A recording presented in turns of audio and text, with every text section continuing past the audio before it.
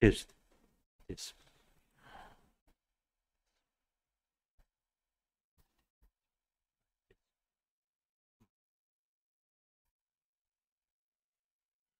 여러분 안녕하십니까? 하나님의 은혜가 교회에 참석하신 여러분들에게 늘 함께 하시기를 기도하겠습니다. 오늘은 문 밖에 서서 두드리노니 계시록 3장 14절에서부터 22절에 있는 말씀으로 같이 은혜 받는 시간 갖도록 그렇게 하겠습니다. 먼저 우리가 계시록 3장 14절 다 같이 읽도록 하겠습니다. 라오디게아 시작. 라오디게아 교회의 사자에게 편지하노니 아멘이시오 충성되고 참된 증인이시오 하나님의 창조의 근본이시니가 가라시되 내가 내 행위를 아노니 내가 차지도 아니하고 뜨겁지도 아니하도다. 내가 차든지 뜨겁든지 하기를 원하노라. 내가 이같이 미지근하여 뜨겁지도 아니하고 차지도 아니하니 내 입에서 너를 토하여 버리리라. 내가 말하기를 나는 부자라 부요하여 부족한 것이 없다 하나 내 곤고한 것과 가련한 것과 가난한 것과 눈먼 것과 벌거벗은 것을 알지 못하는도다. 내가 너를 권하노니 내게서 불로 연단한 금을 사서 부요하게 하고 흰옷을 사서 입어 벌거벗은 수치를 보이지 않게 하고 안약을 사서 눈에 발라 보게 하라. 물은 내가 사랑하는 자를 책망하여 징계하노니 그러므로 내가 열심을 내라 회개하라. 볼지어다 내가 문 밖에 서서 두드리노니 누구든지 내 음성을 듣고 문을 열면 내가 그에게로 들어가 그와 더불어 먹고 그는 나로 더불어 먹으리라. 이기는 그에게는 내가 내 보좌에 함께 앉아 주기를 내가 이기고 아버지 보좌에 함께 앉은 것과 같이 하리라. 귀에 있는 자는 성령이 교회들에게 하시는 말씀을 들을지어다. 아멘. 오늘 제가 이사를 했습니다. 그 호반에서 그 밑에 새로 진 이지더원이라는 아파트를 평소는 조금 줄였습니다만은 했습니다. 그래서 오늘 제가 찍은 사진입니다. 거실에서 내려다본 9층인데요. 전망은 아마 노 집사님 집 못지않게. 그래서 제가 딱 이사를 오면서 노전 집사님 집이 제일 먼저 생각이 나더라고요. 나도 안 꿀리겠다. 평소는 보지 말고. 그래서 아무튼 하나님의 은혜로 제가 이제 원주 온지 두 번째 이사인데 2년 만에 또 하나님의 은혜로 싸게 좋은 집을 얻게 있어서 하나님께 감사를 드립니다. 여러분 편지를 혹시 여러분 받아본 적이 있습니까? 요새 편지가 잘 없죠? 요즘 편지를 받는 일이 결코 쉬운 일이 아닙니다. 그럼 여러분 편지를 요새 써본 적이 있습니까? 편지를 보낸 일도 받은 일도 없는 이 삭막한 세상을 우리가 지금 살아가고 있습니다. 이런 세상을 살고 있는 우리에게 편지가 도착했습니다. 하나님께서 우리에게 보낸 편지라는 것입니다. 당시 소아시아 지역에 흩어져 있던 7교회에 보내는 편지 중에 마지막 교회 라오디게아 교회에 보내신 편지를 통해서 우리에게 주신 기별이 있다는 것입니다. 우리 다 같이 읽을까요? 라오디게아 시작. 라오디게아 교회의 사자에게 편지하기를 아멘이시오 충성되고 참된 증인이시오 하나님의 창조의 근본이신 이가 가라사대. 우편물에 배달되었을 때 보낸 사람이 누군가에 따라 우편물의 운명이 달라지나요? 달라집니다. 저는 아파트 우리 현관문에 들어올 때마다 꼭 제가 이 우편함을 보는데요. 왜 보는가? 왜 보겠습니까? 저거 왜 우편함을 매일 보겠습니까? 왜냐하면 제가 출장을 많이 다녀요. 그런데 어떻게 하면 읽다 보면 딱지가 안 나요.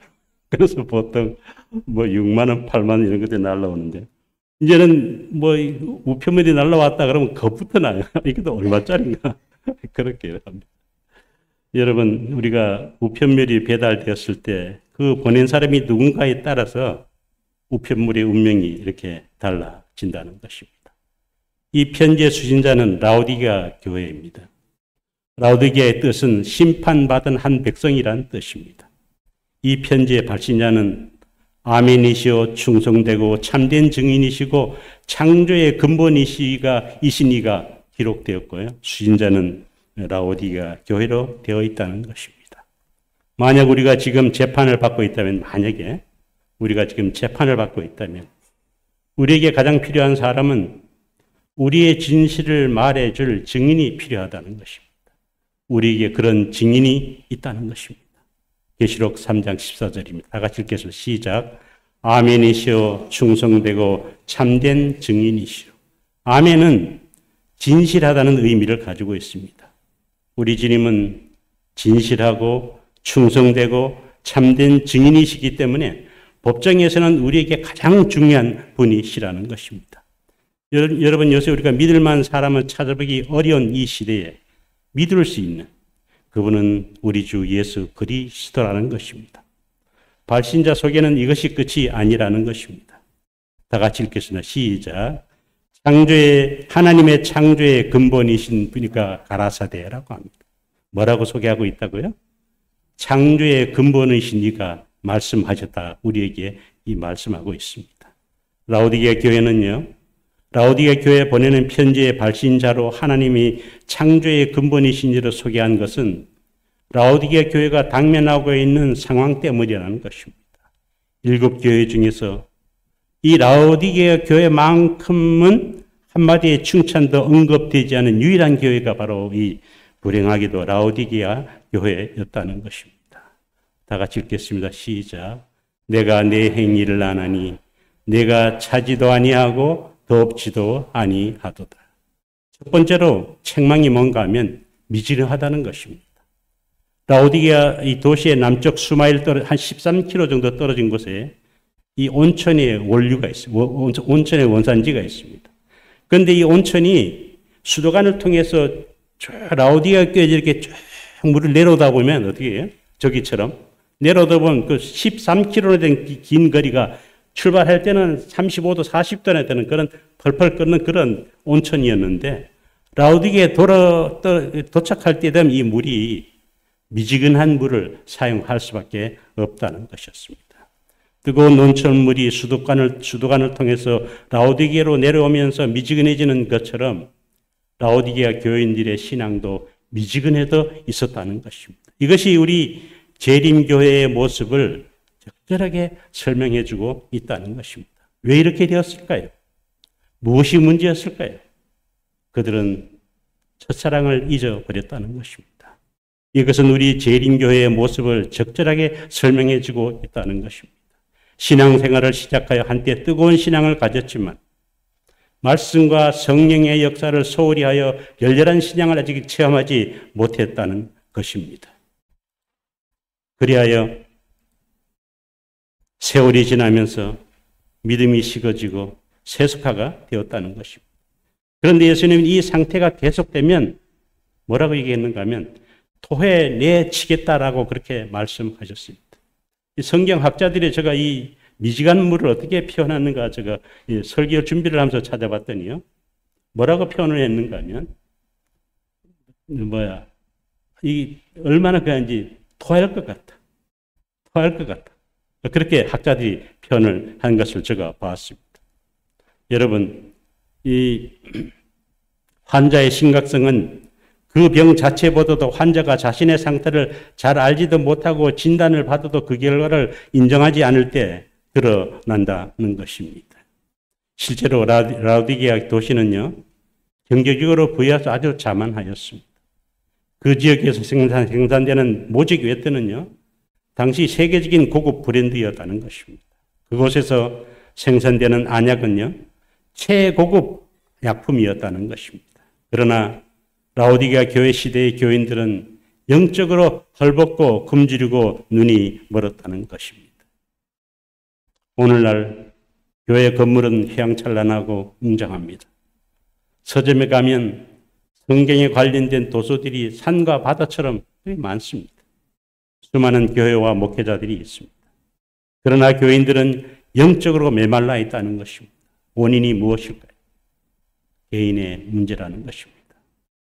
진리에 줄이고 목말라 하지 않는다는 것입니다. 현실에 안주한다는 것입니다. 더 깊은 진리를 알고 싶어 하지 않는다는 것입니다. 알면은 실천해야 되고요. 실천하자면 희생과 손해가 예상되기 때문에 진리를 회피하는 것이 오늘 그리스도인들의 모습이라는 것입니다. 신앙을 버리자니 뭐가 두려워요? 신앙을 버리자니 내세가 두렵고 그동안 신앙에 투자한 것이 아깝다는 것입니다. 신앙을 그렇다고 올바르게 하자니 세상 살아가는 재미를 놓칠 것 같다는 것입니다. 그리고 신앙을 또 열심히 하면 사업상의 손해가 예상된다는 것입니다. 그래서 미지근한 상태는 계속되고 있다는 것입니다. 주님께서 우리에게 권고와 권유를, 교훈을 주셨다는 것입니다. 계시록 3장 15절입니다. 다 같이 읽겠습니다. 내가 시작. 내가 차든지 뜨겁든지 하기를 원하노라. 내가 이같이 미지근하여 뜨겁지도 아니하고 차지도 아니하니 내 입에서 너를 토하여 내버리라. 여러분, 같은 약을 오래 복용하면 뭐가 생깁니까? 내성이 생깁니다. 내성이 생기면 약효가 떨어지는 원리와 같다는 것입니다. 그러나 이 표현은 신앙생활을 포기하라는 말씀이 아니라는 것입니다. 속히 돌이켜서 열렬하고 뜨거운 신앙을 가지라는 것입니다. 계속 이러한 미지근한 상태로 머물면 조만간 토하에 내리라는 예수님의 절규에 우리는 적극적인 반응을 우리는 보여야 한다는 것입니다. 톨스토이 작가가 쓴 인생이란 무엇인가 여러분 잘 아실 것입니다. 거기 책에 나오는 내용인데요. 이거 있습니다. 모든 새는 항상 둥지를 어디에 틀어야 할지 알고 있다. 둥지를 어디에 어떻게 틀어야 할지 알고 있다는 것은 삶의 목적을 알고 있다는 말이다. 모든 징조들 가운데 가장 지혜롭다는 인간은 왜 새들도 알고 있는 인생의 목적을 알지 못할까? 톨스토이는 반문한다라고 그 인생은 무엇인가라는 그 책의 내용입니다. 뭐라고 얘기를 하고 있어요? 새들은 항상 둥지를 어디에 틀지를 안다는 것입니다. 또 어떻게 해야 할지를 알고 있다는 것입니다. 또 삶의 목적을 새들도 알고 있는데 뭐래? 모든 창조물 가운데 지혜롭다는 인간은 새들도 알고 있는 인생의 목적을 알지 못한다라고 이렇게 톨스토이가 이렇게 자문했다는 것입니다. 우리 사랑하는 우리 문막 성도 여러분, 내가 왜 지금 이 길을 걸어가야 하는지, 왜 짐승 옆에 환난 앞에 큰 시련을 눈앞에 두고 이 교단과 이 교회와 이 말씀을 붙들고 걸어가고 있는지를 우리는 기억해야 한다는 것입니다. 우리는 그 목적을 깨달아야 한다는 것입니다. 그래야 그 복음이 나에게 살리는 생명의 말씀이 되고 하나님의 음성을 듣는 주의 귀한 백성들이 된다는 것입니다. 그러므로 성도들은 마음의 변화가 시급하다는 것입니다. 시편 51편 10절입니다. 다 같이 읽겠습니다. 시작. 하나님이여 내 속에 정한 마음을 창조하시고 내 안에 정직한 영을 세상케 하소서. 세상을 창조하신 하나님께서 우리 속에 순결한 마음을 창조해 주실 수 있으시고 그 마음이 변치 않게 역사해 주신다는 것입니다. 여러분, 제가 한 20년 전에요. 영대병원에서 제가 이제 좀 몸이 안 좋아서 진료를 받고 나오는데 택시를 쭉 기다리고 있는데 내가 택시를 기다려 내 차량에 딱 타려고 하니까 옆에 아가씨가 딱 너한테 뭐라고 얘기하는가 하면 나하고 같이 가요 그러는 거야. 저는 아무 생각이 없었어요. 그래서 예, 그러세요. 그래서 같이 탔어요. 그러더니 이제 다른 일행도 탔는데 그 택시 기사가 나를 보더니 나를 보고 그 여자를 보고 나를 보고 아가씨를 보더니 일행 맞냐고. 그래서 이 아가씨는 맞다고. 또 가다가 일행이 맞냐고. 그래서 나도 할 수 없이 거짓말을 좀 맞다고. 그리고 나중에 보니까 다 와가는데 택시 기사가 씩씩 막 때리더라고. 그리고 그 중간에 그 아가씨가 내렸어요. 돈 한 푼도 안 내요. 20년 전에. 저는 지금도 문득문득 그 아가씨가 생각이 납니다. 그래봐야 그때 돈 한 3,000원, 많아봐야 4,000원 그래 되는데. 제가 그 아가씨의 생각이 왜 문득문득 나는가 하면, 그 아직 이쁜 아가씨가, 앞길이 구말리 같은 아가씨가, 남자가 좀 허름했죠. 저거 봐도 내가 생각해도 사람이 삐리하게 보이니까 돈이다 싶어갖고 같이 갑시다 이렇게 하고, 그만 거기에 홀려갖고는 그만 말도 못하고. 그래서 나는 그 이후로 지금 20년이 지났는데도 그 생각만 하면 얼굴이 화끈다르고. 그러나 그 생각을 합니다. 그 여자는 지금 어떻게 살까? 지금도 그렇게 비양심적으로, 그렇게 그 마음을, 하나님이 창조하신 그 정한 마음을 잊어버리고 정책 강령을 무시해버리고 살아갈까? 자녀들에게 뭐를 가르칠까? 저는 문득문득 그 여인의 생각이 난다는 것입니다. 여러분, 세상을 창조하신 하나님께서 우리 속에 순결한 마음을 창조해 주실 수 있으시고 그 마음이 변치 않게 역사해 주신다는 것입니다. 그리고 아멘이시오, 충성되고 참된 증인이시오, 하나님의 창조의 근본이신 분께서 보내시는 편지를 우리는 감사한 마음으로 어떻게 해야 돼요?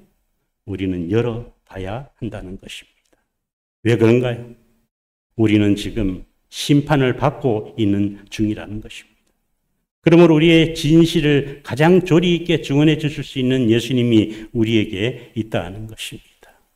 그래서 계시록 3장 17절은 라오디게아 교회의 죄를 이렇게 얘기했습니다. 다 같이 읽을까요? 시작.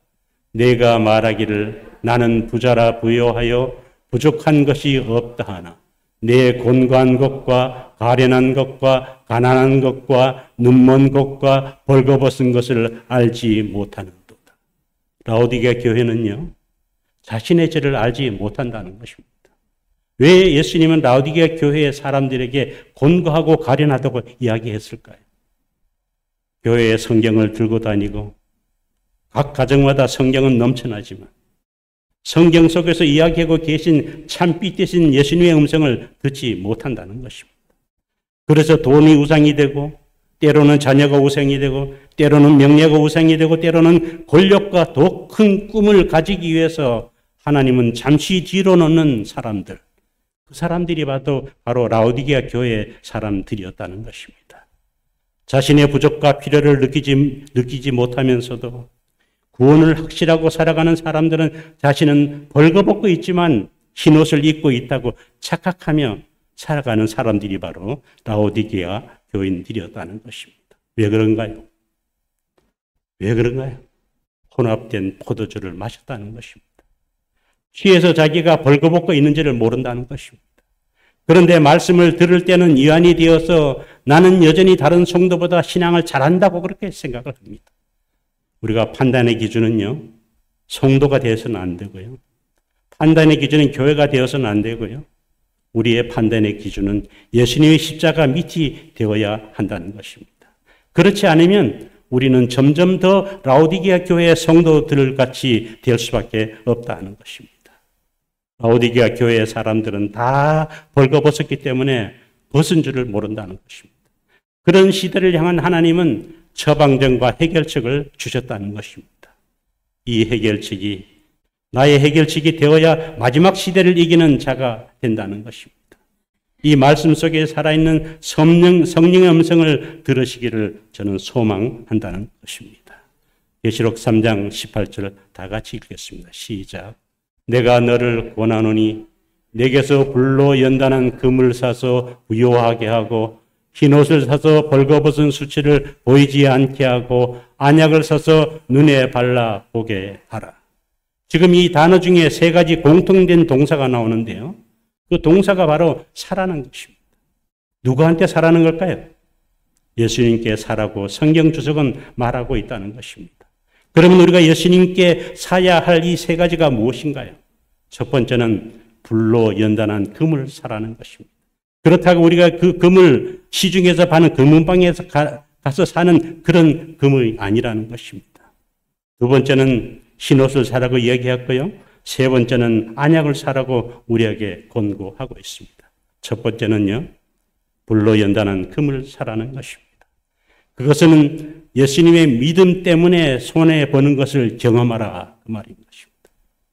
제가 요번에 이제 이사를 하면서 뭐 제가 처음 가산에 있다가 원주로 이사 올 적에도 뭐 돈이 한 푼도 없었는데 참 하나님의 은혜로 그때 한 2천만 원 마련해 갖고 이제 왔는데 2천만 원, 제가 그래 한 2,500 이렇게 돈이 생겨 갖고 이제 제가 11금을 이제 그때 영남 화폐로 보내면서 제가 이렇게 얘기했어요. 11금 250만 원 보내면서 꼭 가산교회 이름으로 해 주십시오. 그렇게 얘기했어요. 나중에 1년 있다가 다른 집사님인데 소문이 나기를 아이고 손철호 장로님이 뭐 2,500만 원 헌금을 했다. 11금 2,500만 원 냈다. 그래서 무슨 돈을 2억 5천을 벌었냐고 그런 영남 앞에서 저한테 어느 여집사님이 저한테 얘기를 했습니다. 근데 여러분 이번에도 제가 또 하나님 은혜로 또 제가 또 한 1,500만 원이 또 생겼어요. 하나님 은혜로 어머니가 좀 도와주고 이랬고 또 11금이 또 한 200만 원 되잖아요. 그랬는데 제가 이 11금을 내면서 제가 생각을 했어요. 우리 처남들은 교회를 안 다니거든요. 우리 처남들 이 소식을 알면 난리가 납니다. 옛날부터 교회에 돈 낸다고 얼마나 우리 처남들이 아는지 몰라요. 여러분, 그런데요, 그 처남이나 그렇게 세상을 아등바등 살아가는 처남이나 나는 하나님의 말씀대로 한다고 하면서도 성실하게 나름대로 성실하게 살아가는 처남. 지금 일 보면요. 또 지금 개천인 것을 제가 알고 있다는 것입니다. 여러분, 우리가 예수님의 믿음 때문에 손해보는 것을 경험하라. 이것이 불로 연단한 금을 사라는 것입니다. 예수님을 믿는 믿음 때문에 다른 사람들의 조롱을 받는 것을 감당하라는 것입니다. 요셉을 기억하시기 바랍니다. 다니엘을 기억하시기 바랍니다. 에스더를 기억하시기 바랍니다. 사도 바울을 기억하시기 바랍니다. 그들의 길은 세상에서 볼 땐 불행이었고 그들의 길은 세상에서 볼 때는 낙심의 길이었고 넘어짐의 길이었지만 하나님의 길 속에는 불로 연단한 금을 가진 자만이 마지막 교회에 이긴 자가 된다는 것입니다. 두랍 형제 다니엘 세 친구는요. 하나님의 말씀에 충성하기 위해서 왕의 명령을 거절하자 즉시로 어떻게 해요? 불무불로 들어가게 되었습니다. 불로 연단한 금이 시작되었다는 것입니다. 그러나 이 세 친구는 불무불 안에서 누구를 만났어요? 그 불무불 안에서 예수님을 만났다는 것입니다. 그들이 불무불에 들어갈 때 밧줄에 여러 개 묶어서 들어갔어요. 그런데 그들이 나왔을 때는 그들을 감싸고 있었던 여러 불순물들이 사라지고 그들의 믿음은 불로 연단된 금으로 나올 수가 있었다는 것입니다. 아멘입니까? 아멘인 것입니다. 분명히 들어갈 때는 밧줄로 꽁꽁 묶여서 들어갔는데 나올 적은 어떻게? 고이 하나 옷 한 자락 타지 않고 뭐만 탔어요? 밧줄만 타고. 뭐가 나왔어요? 연단된 그들의 믿음은 연단된 금으로 나왔다는 것입니다. 성경학자 데이비드 스완은 이런 말을 했습니다. 우리는 부분적으로 그리스도를 따르기를 원한다. 적어도 너무 많은 희생이 요구되기 전까지는 그렇다. 우리는 자기도 모르게 마음속으로 손익계산을 해왔다. 우리가 원하는 것에 해가 될 만큼 멀리까지 그리스도를 따르기를 원치 않는다. 하나님의 영광 대신 내 영광을 위해 사는 것은 죄다. 하나님을 위해 하나님의 방식대로 사는 대신 나를 위해 내 방식대로 사는 것이 죄다라고 이 데이비드 스완 학자는 말을 했다는 것입니다. 불로 연단한 금을 사시기 바랍니다. 손해보고 때때로 사람들에게 업신여김을 당하는 그 자리가 불로 연단된 하나님의 믿음을 부여받은 믿음의 자리임을 기억하시기 바랍니다. 두 번째로는요, 흰옷을 사라는 것입니다. 왜 흰옷을 사라고 하였을까요? 라오디가 교인들은 벌거벗었기 때문이라는 것입니다. 그러면 흰옷을 산다는 것은 무슨 말인가요? 흰옷은 그리스도께서 우리에게 입혀주시는 의를 말합니다. 그리스도의 의를 입는다는 것은 우리 자신의 의지를 예수님께 복종시키고 정신을 예수님의 정신과 하나가 되게 하고 생각을 그리스도께 사로잡히게 할 때 우리의 삶이 그리스도를 닮게 된다는 것입니다. 그렇다면 우리는 어떻게 하면 흰옷을 입을 수 있을까요? 십자가로 가야 한다는 것입니다. 십자가로 나아가 내 자신의 삶이 예수님의 삶과 비교해야 한다는 것입니다. 내가 어떤 삶을 사는지 성도들과 비교하면 내가 자만해지지만 예수님과 비교하는 순간 나는 엎드릴 수밖에 없는 존재가 되고 만다는 것입니다. 그래서 예수님이 기뻐하시는 일을 나도 기뻐하고 예수님이 슬퍼하시는 일을 나도 슬퍼하는 사람이 되어서 내 삶의 목적이 예수님의 삶의 목적이 되는 성도가 흰옷을 입은 성도가 된다는 것입니다. 예수님께 충성을 다함으로 흰옷을 입는 우리 문막 성도들이 되기를 기도하겠습니다. 세 번째로는요, 안약을 사라고 했습니다. 안약을 산다는 것은 우리의 양심이 예민하고 영적 눈을 열어서 주심을 뜻한다는 것입니다. 그래서 요한복음 16장 13절 이렇게 말을 합니다. 시작. 진리의 성령이 오시면 그가 너희를 진리 가운데로 인도해 주신다는 것입니다. 뭐라고요? 진리의 성령이 오시면 그가 너희를 진리 가운데로 인도하신다는 것입니다. 안약이 성령께서 주시는 예민한 양심을 통해서 영적 눈을 열어 주신다는 것입니다. 그래서 하나님의 역사와 사탄의 역사를 분별할 수 있는 믿음의 눈이 필요하다는 것입니다. 왜요? 사단은 마지막 때에 선질로 생각한 자마저도 넘어뜨리려 하기 때문이라는 것입니다. 그래서 계시록 3장 27절에 이렇게 말을 합니다. 다 같이 읽겠습니다. 시작. 볼지어다 내가 문 밖에 서서 두드리노니 누구든지 내 음성을 듣고 문을 열면 내가 그에게로 들어가 그와 더불어 먹고 그는 나로 더불어 먹으리라 말씀하였습니다. 예수님께서 문 밖에 서서 초인종을 누르고 계십니다. 사람들이 문을 열어주지 않으면 그렇잖아요. 우리가 사람들 몇 번 두드려보고 안 열어주면 그냥 돌아가잖아요.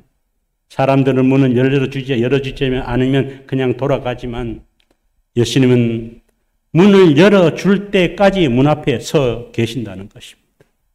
얼마 동안 여러분 문 밖에 세워두겠습니까? 얼마 동안 예수님을 문 밖에 세워두시겠습니까? 예수님께서 문 밖에 서 계신다는 것입니다. 이 문은 우리들의 마음 문이라는 것입니다. 예수님은 우리 마음에 들어오지 못하시고 계속 밖에서 지금도 서성이고 계신다는 것입니다. 여러분, 이것보다 슬픈 일이 어디 있겠습니까? 우리의 모든 문제를 해결할 수 있는 방법을 가지신 분이 맞잖아요. 이 세상의 모든 문제를 해결할 수 있는 방법을 가진 그분이 지금 우리 문 밖에 서 계신다는 것입니다. 문만 열면 우리의 모든 문제가 해결되잖아요. 누구든지 예수님의 음성을 듣고 문을 열기만 하면 된다는 것입니다. 계시록 3장 8절 다 같이 읽겠습니다. 시작. 볼지어다 내가 내 앞에 열린 문을 두었으되 능히 닫을 사람이 없으리라. 예수님께서 지금 우리 문 앞에 서 계시면서 왜 들어오지 않으실까요? 윌리엄 홀먼 헌트가 문 밖에 계신 그리스도라는 제목의 그림을 그렸는데요.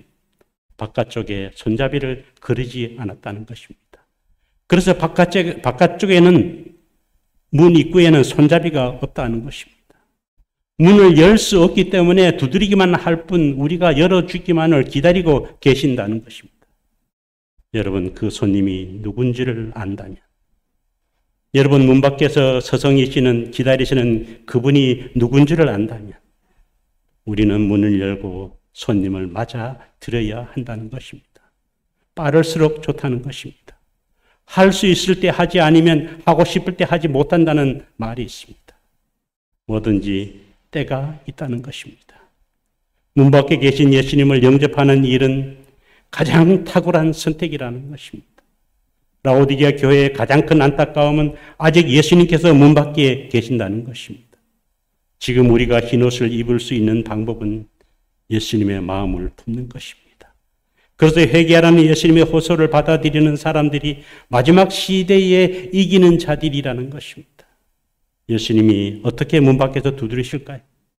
때로는 진리의 빛으로 우리의 심령을 두드리십니다. 때로는 양심의 가책으로, 때로는 고난과 아픔으로 우리에게 호소하신다는 것입니다. 다 같이 읽겠습니다. 계시록 3장 22절 시작. 이기는 그에게는 내가 내 보좌에 함께 앉아 주기를, 내가 이기고 아버지 보좌에 함께 앉은 것 같이 하리라. 귀에 있는 자는 성령이 교회들에게 하시는 말씀을 들을지어다. 나는 다만 주의 음성을 듣고 문을 열어 주님을 영접한 일밖 아니, 주님과 함께 영광스러운 보좌에 앉게 하신다니, 여러분, 이런 특혜가 어디 있습니까? 우리가 뭐라고요?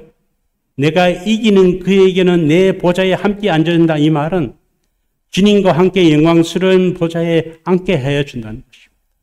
여러분, 이런 특권이 또 어디가 있습니까? 내가 무엇을 했기에 이런 영광을 누리는가?